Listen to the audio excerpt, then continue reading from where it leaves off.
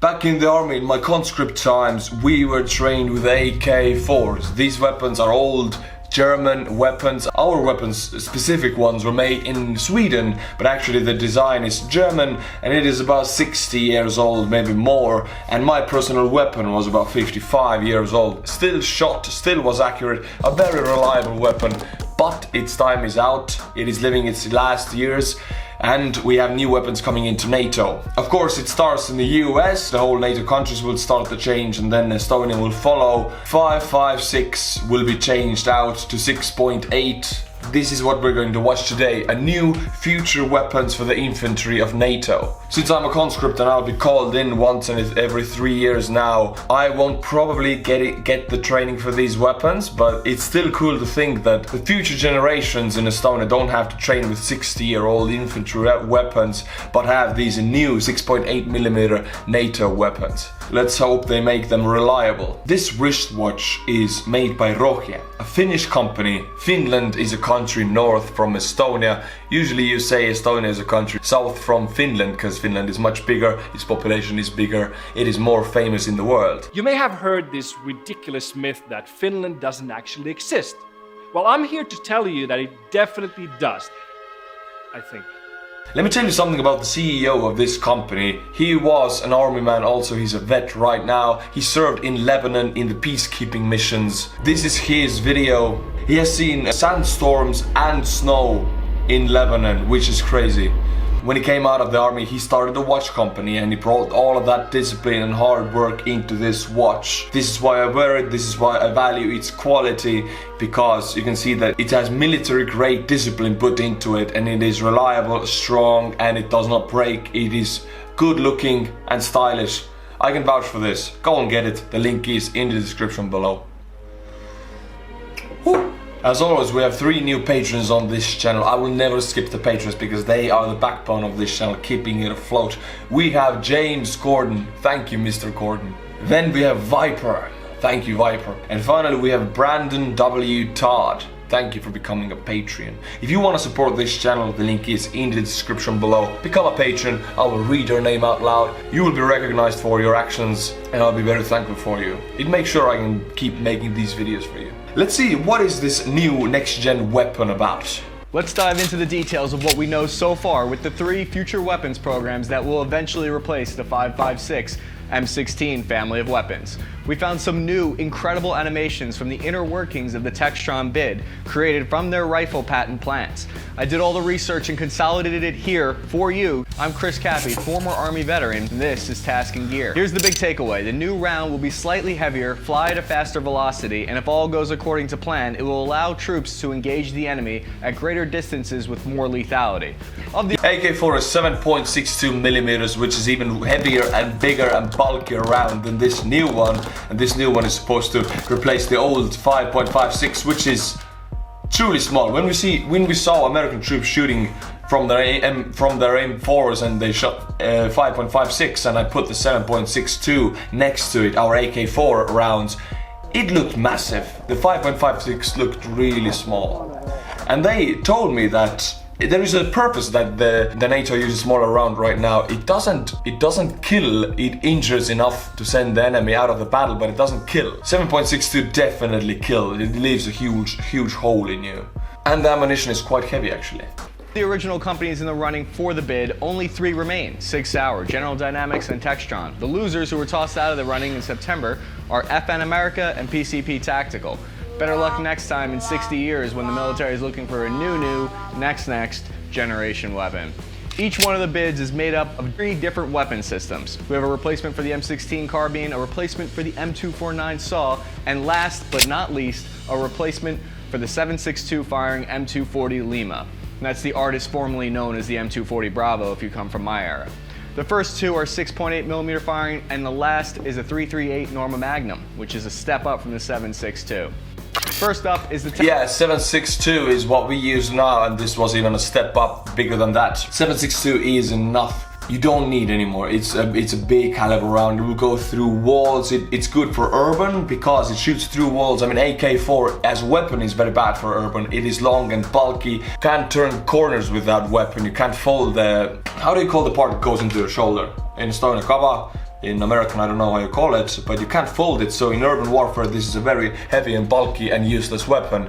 But it shoots good through walls because it has a huge caliber compared to 5.56. But yeah, if I would do urban, I would not choose that weapon, I would choose the smaller caliber. Although it doesn't shoot through walls that good, you can still maneuver better with this weapon, because as an infantryman, if you need to open corners, you need a weapon that is light, maneuverable, and it feels like you can move fast with this. AK-4 is not that weapon. Textron bid. I do like a lot of things about this bid. It weighs less, the ammo weighs less. Beautiful looking piece of weaponry. There are some high speed advances here with an electric mechanical trigger. The spent casing is brought down and ejected while the fresh round is brought up, opposed to a conventional firearm where the round is brought directly from the magazine into the chamber and then ejected straight from there. This appears to have been added as a few extra steps, and I would be curious about the rate of fire with this. Does that extra movement slow it down at all? Let's put this side by side with what we're replacing, the old M16. Look at how different this works on the inside. It looks like an alien compared to the M16. The charging handle is moved from its usual position to the front of the weapon. You have to move the bolt to the rear by doing this instead of this. I think I'll need a 6-hour briefing on how to operate this thing. I'm sure the Army will come up with one. In the firing mechanism, we have a lot more moving parts than usual going on within the guts of the weapon. The reason for complex systems probably has something to do with the caseless telescoped ammo that it fires. So I don't want to be— Caseless ammo? Alright, here's when it gets dirty for me. Honestly, this weapon, yeah, it looks good on paper, but you need to produce millions of these and it needs to be reliable in every situation. If you have that many moving parts in it and you have caseless ammo, it seems too expensive for me to produce this as a reliable module. AK-47 and AK-4, very reliable weapons, very simple design, very bulky and heavy, and they can go through water and still shoot and sand and everything. But this, I would feel like if it gets the slightest amount of sand in it or water, it would jam, I feel like, because there's so many small moving parts in it, and also the caseless ammo. Imagine how difficult and expensive it would be to produce this millions at a time. I have my doubts about this design here actually. It looks good on paper, but I couldn't see it being as effective as the old school robust systems that have worked for 50 years. I think they should just make them better and lighter, but I don't think they should just toss them away and replace them with this. Because in war you need reliability. I don't think you need this kind of innovation. I think you need just your weapon to shoot, and even shoot in the cold, in the warm, in the water and in the sand.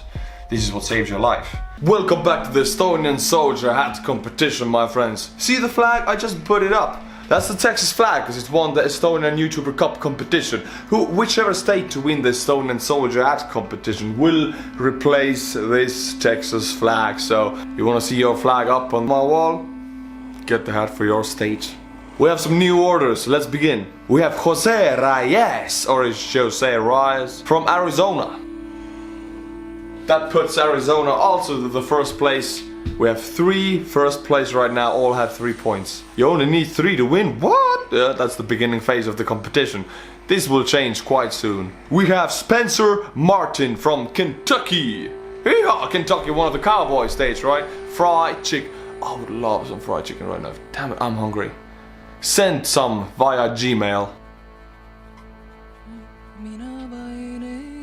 We have Mr. McCarthy, and that is it. No first name, no last name, just McCarthy. McCarthy hearings from New Mexico. Right now the first place is shared by Iowa, Minnesota and Arizona. All of them have 3 points. We have Andrew Trujillo, or Andrew Trujillo, I don't know how to say. Trujillo? Andre, that's what we say in Estonia. Andre. Texas. Yeah, you proud, Andre? Your flag's going up on the board. Now Texas also shares the first place. 4 states share the same fate right now. We have Trevor Smith from Louisiana, Mr. French state. We don't have it, let's add it. A few more states and I'll have to redo everything, cause right now I've wrote them all too big. John Pendleton from Delaware, a state that we don't. Again a new state. Every video we have 3 or 4 new states, very cool. By the way, if you want to get a point to some state and you don't live in that state, you can just get the hat and just write to me that you want your point to go there or there. I'll read all of the emails so you don't have to worry. I'll get the information. I'll put your point to whichever state you want it to go. In the Estonian YouTuber Cup competition, a lot of the points went to Texas from people that did not live in Texas because they felt that they want to give point to Texas. We have Jackson Gilbert, sounds exactly like a soldier from Civil War Confederate time. Hey, hi, I'm Jackson Gilbert, I'm here to protect my rights. New York. Finally we have Charles Spears from Kansas. Howdy neighbor. What does Kansas flag look like? Would it look good up there? You've all done good for your states. The states that are not yet represented here, well, why? Right now we're at the beginning phase. It's quite easy to make it share the first place. Get the hats, back to the video. Your grandpa here saying, look at this weapon, it's too damn complicated. But it looks complicated. Cleaning that thing looks like it'd be an absolute nightmare. Guys, Q-tips boxes only come in 1,000, and it looks like I'd need a solid 15,000 Q-tips to clean the sand out of that thing. To be fair, complexity can sometimes... Yeah, I'm talking about the sand. I've cleaned the AK-4, one of the simplest weapons ever. Still a nightmare to clean sand and oil out of that weapon. But to clean this one, I think you would need to send it back to the factory and they would have to clean it and send it back to you. It's impossible to clean it with your hands, I think. Which is a very primal thing in war. If your weapon is dirty, it won't shoot. You have to be able to clean your weapon all by your own with, you know, things you can carry in the battlefield. I don't think this design actually satisfies that need. Well, better. Other times, it means Joe will be able to destroy the thing very quickly by dropping it because it's too delicate of a flower for him to be trampling on. Yeah. I've seen Joe destroy just about everything you can think of with the back of a striker ramp. Kevlars, weapons, crushed. Not that having a less complicating firing mechanism would save it from being crushed by the ramp of a striker, so that might be a bad analogy. With this bid, we're using caseless telescope plastic rounds. That'll save you about 40% in ammo weight, but I'm heavily skeptical about the reliability of the plastic ammo. The new design, they claim, will not fold under heat, but that's yet to be seen. The carbine is similar to the M16 family in terms of the look and feel. So why they're doing caseless is because it's lighter, but I cannot believe that it's more reliable. Metals are tough. Metals are tough, they are reliable. If you replace it with plastic in a situation like war, I can see a million things going wrong with this. I just can't see it working. Feel of the weapon. The problem I'm having though is getting past the strange bulkiness. When I first looked at the rifle, I couldn't understand why it looked bulky. But it's because there's a lot going on the inside as seen in the animation. Just because something lighter doesn't mean it's easier to use though. First thing I can think of is how annoying it would be to mount your PEC 15, your optics, your flashlight, all your cool guy gear on there, and then you try to sit in an MRAP or a striker. Good luck fitting in a vehicle or easily getting yourself unstuck from every wire in there while you trip over yourself. Then you you need to be able to move fast in situations like you see here. A lot of wires, a lot of ropes. Your gear has a lot of wires sometimes. There are a lot of places your weapon can get stuck, even a very simple weapon, and this one looks very complicated. A million places for it to get stuck. You can fall.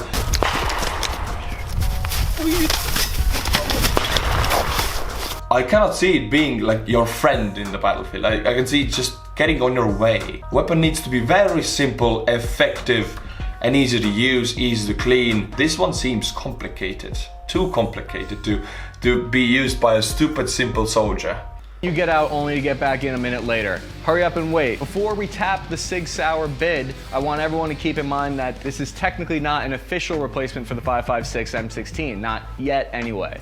The plan here is for the Army to procure 100,000 of the new weapon system from one of these three prototypes by 2022, and they're going to be seeing how it works before getting married to it. The Army's last relationship with the weapon was like 60 years long, so you can understand that. Oh yeah, they're getting 100,000, and if that might seem like a huge number, and for Estonia that would be enough to feed our entire army for 50 years. But for US, it's just a small test batch. They test them. If they don't like it, they're gonna go with another one. And if they like it, you know what's gonna happen? They're gonna order millions, and the company who wins this will sign themselves in history. They're gonna be rich as hell. This is a huge competition here. Millions of them will be sold.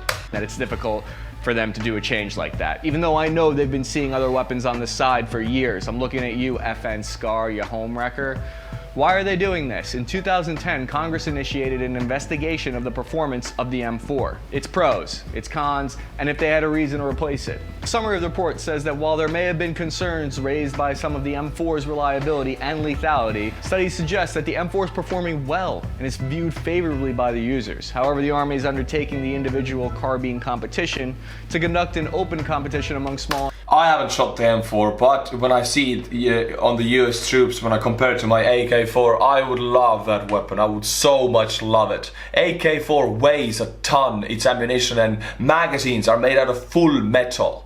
Not aluminium, not plastic, full metal. I had 6 magazines on me, 7.62 filled in them. It weighed a ton. It's so damn heavy. You need to be able to move quicker, especially in urban warfare. This is a pointless weapon. It's very reliable, and if you hit somebody with it, they will die probably.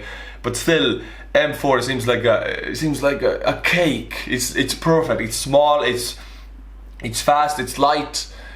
The only minus would be, yes, that it's just a small caliber, but I think it's enough to stop a man, so it doesn't really matter. Arms manufacturers for follow-up weapons. The small arms capability-based assessment found that many of the problems facing the M4 were solved by changing to a different improved ammo type, better optics, and more reliable magazines. It's true that many feed issues with the M4 can be traced to unreliable magazines. However, even though the M4 has a lot of love for it among all branches, the military is looking to replace it, have overmatch capabilities going into the future. The weapons development program will cost $10 million the first year and an estimated $150 million a year after that. The rifles need to be able to deliver both a high pressure test round, loaded 20% higher than normal pressure, and this is so that they can stress the rifle barrel and breech during firing. Apparently, it's said somewhere in the contract to make sure the suppressor looks like a Coke bottle stuck on the end of your rifle too. Thanks, General Dynamics. Before we go into the 6-hour bid, real quick, please remember to subscribe to our channel so we can see each other again. We do rundowns like this every week. Now let's go to everyone's favorite bid, Sig Sauer. The M68 from them is the M249 replacement. It's fully auto, belt fed from a 200 round drum. This submission admittedly won my heart. 2 things stuck out to me: the reciprocating barrel design and the new optic. The barrel will now move with each shot to balance out the recoil forces. This has pros and cons. The barrel moves to balance out the recoil. Hell yeah, man. Because this is a huge caliber. And this blowback with an AK-4, it will tear your shoulder apart if you fire it the wrong way. M4 does not have a recoil compared to AK-4. You need this barrel to move. I mean, this makes your shooting much more accurate and much more effective. And this can save your life. If you shoot 10 rounds, automated fire, and the blowback destroys them rounds. You shoot wrong, you can't hit the enemy, you can't suppress them, they take down your friendlies. If you shoot it with this, the recoil won't destroy your shooting, and the 10 rounds go to the right place. Maybe you take down an enemy, maybe you suppress it right, your friendlies will live. So it has a very direct consequence whether your friendlies will die or live. Very good. It's more accurate, but it has a slower rate of fire. If you ask me, those are actually both positives because you don't need a higher rate of fire if you're putting accurate rounds down range. Yeah. The bid at its core is about the new advanced ammo and the energy it brings to the table. The proprietary new round is a steel/brass hybrid instead of the plastic cased ammo that the other companies are bringing to the table. I don't believe in the plastic. I don't like plastic. Yes, I like what I'm hearing. Brass and steel does not let you down. I think this is going to win. I think so already. The base of the ammo where the primer is struck is made of steel. This allows it to be more reliable with a higher lethality. The energy can be increased dramatically because of the steel base. The rest of the ammo is made of a standard brass, with a clip inside to connect the two. SIG claims the energy is increased by a factor of 50 to 60% while reducing the weight by 20%. 50%, if you think about this, your bullet is already going really fast, even out of my old 55-year-old AK-4. This one would be 50% faster and stronger, weighing as much the same time, and the recoil would be smaller. I mean, this is all positive here I'm listening to. This would shoot through many walls, I think. I would like to see the test. How many walls could it shoot through? All of the walls. There's no walls that this couldn't shoot through. The machine gun has for too long been too heavy. Comment below if you think I'm a spaghetti-armed weakling. I'm Italian, I can say that. Now, this new M68 machine gun is 12 pounds, while still reducing the level of recoil closer to an M16. 6 Hour has not mentioned the recoil on the carbine version, or if it's reliable enough to reduce recoil effectively with the 6.8mm round. Another advantage that this weapon has is the ergonomics are the most similar to all the bids with the M16, which would mean less of a shock to Joe when he picks it up from his supply sergeant for the first time. We all know Joe, he would pick up the bullpup rifle and not know which way to point the barrel for at least a few years.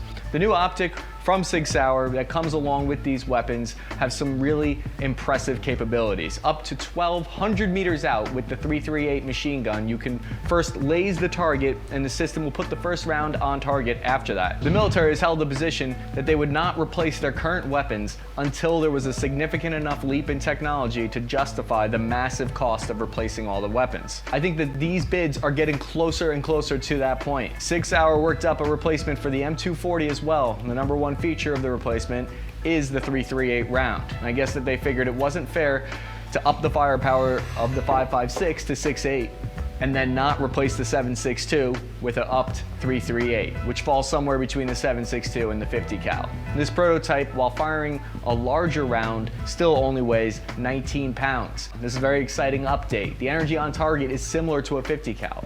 Last but not least is the General Dynamics bid. New 6.8mm Next Generation Squad Weapon, or NGSW, not to be confused with NSFW, which my coworkers are constantly telling me to stop looking at. What I do on my lunch hour is my own business. Is significantly different than the others.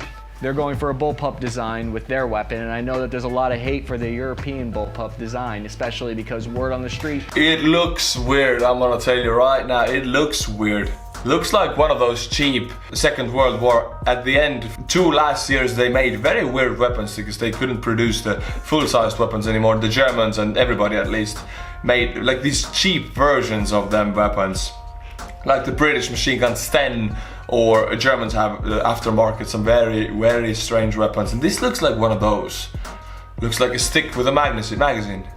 Is the British and everyone else who fields the bullpup do not like the awkward reload because the magazine is behind the pistol grip in the rear, which makes reloading while laying down a hassle. Seriously, I have to have the magazine stuck up in my armpit. We're gonna have a bunch of troops with stinky magazines. Is that really? Honestly, if you're lying down, AK-4, a very long weapon, if you're lying down with it, reloading is difficult. Why? You lie down, you're on your belly, right? You get up on your elbow. The magazines are kind of dirty because they were on the ground. You take them, you have to take this one out, this falls to the ground, you take this one and put it in the weapon, you have to take this one and put it in the magazine holster. The movements are so tricky and the weapon is heavy, it moves around. There's so many problems with it already, and I can see these problems magnified with this weapon. I can just see in my imagination how easy it would be to reload the M4 while lying down. It would be just like a vacation.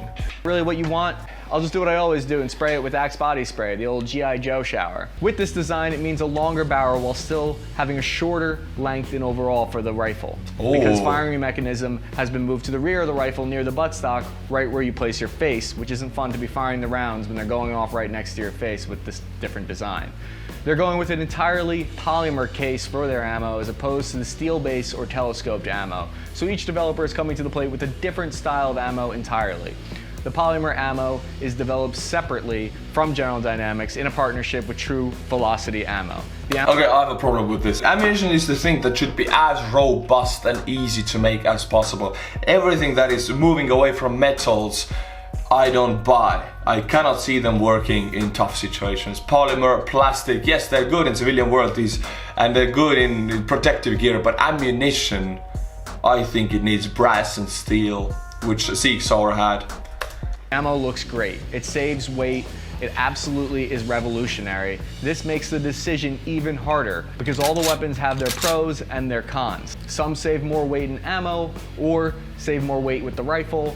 Since the Army usually plays a relatively safe game, I would be surprised if they went with something that is so untested as the caseless ammo, but I'm sure they'll be tempted to go with it because of the huge reduction in weight. Which development bid do you like the best? Which design do you think will win out with the all-seeing, all-knowing Army top brass? I honestly think they're gonna pick the SIG. Steel and brass ammo, it doesn't matter, it's heavier, it's 50% more accurate because of the steel top. It can be 50% more powerful. So it means you carry as heavy, the ammo is as heavy, but it's half times more effective. I would like to see the hole it leaves in a wall. Very cool video. My friends, if you're interested in this, then subscribe and become a patron, or just become a member of this channel. And if you have some knowledge about these weapons, or whichever knowledge you have and you want to share it with me, just become a member, become a general, and join the Discord, and we can voice chat there. All the links are in the description below. And as always, my friends, until my next video, stay cool and bye bye.